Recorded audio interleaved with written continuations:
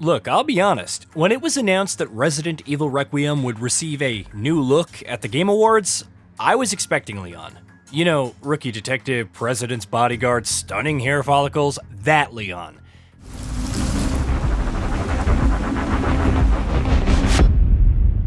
Welcome. Dr. Gideon has been expecting you.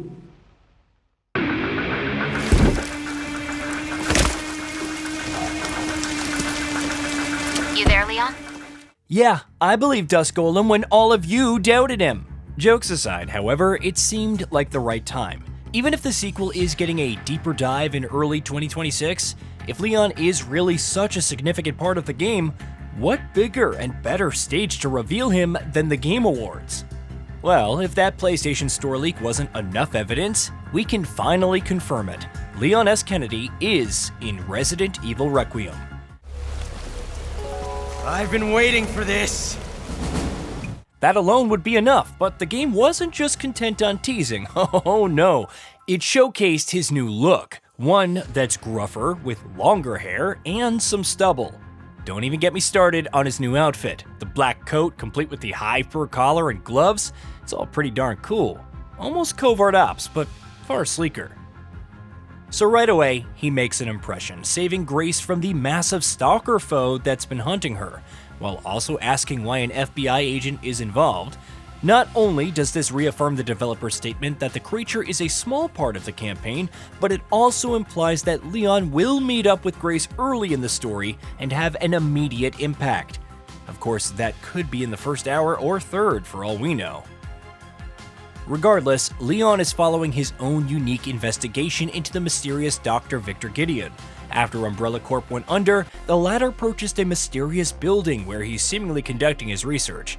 Just as Grace is investigating that fifth corpse and how it relates to the Wrenwood Hotel, so is Leon. How Gideon is related to Umbrella remains to be seen, but we know that he needs Grace to set something called Elpis free. He calls her the Chosen One, and when she flees from him, he pursues, screaming in anger and frustration. The question is, why was Grace afraid, especially at this point when she has a weapon? Interestingly, when Leon ventures into the building in question, a woman in nursing attire says that Dr. Gideon has been expecting him. Speaking of weapons, Leon wields a revolver with high-powered rounds that are more than capable of repelling the stalker-like creature. He utilizes a tomahawk, pulling it from a freshly slain enemy's head. A clue that players will be able to reuse it?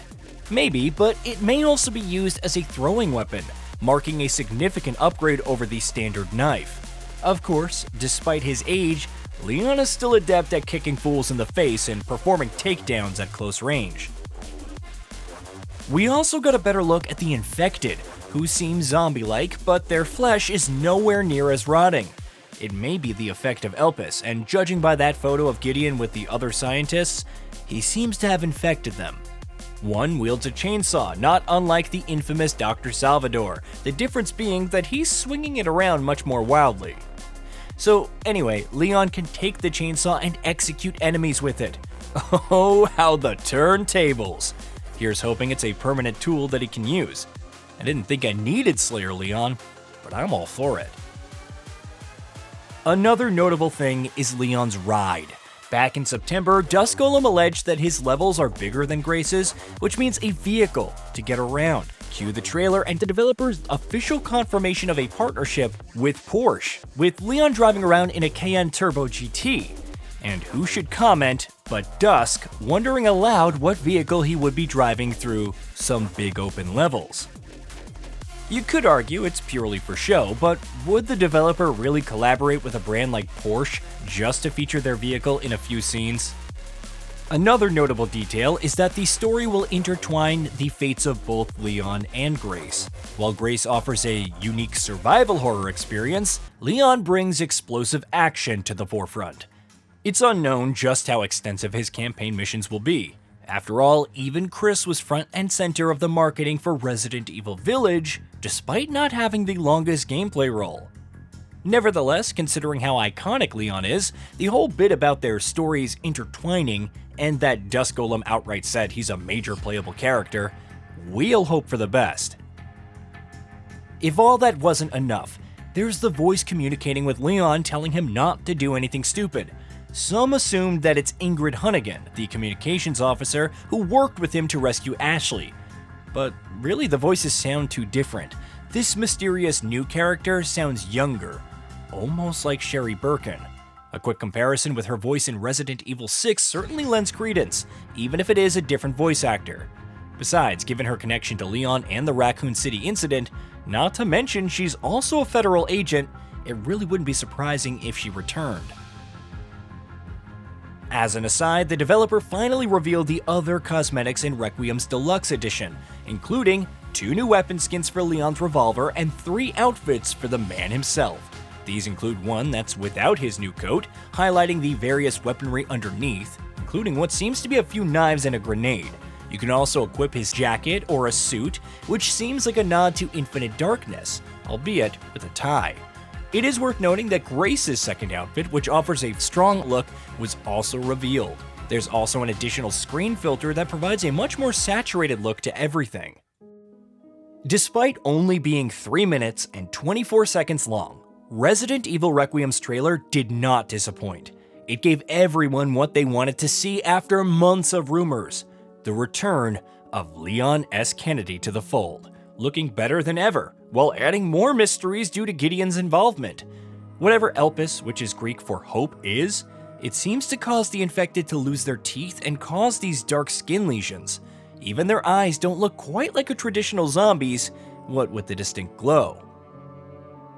And then, of course, the gameplay ended in the best way possible, with an ever so brief look at Leon's abilities. The familiarity is immediately enticing. This is the action horror that we know and love.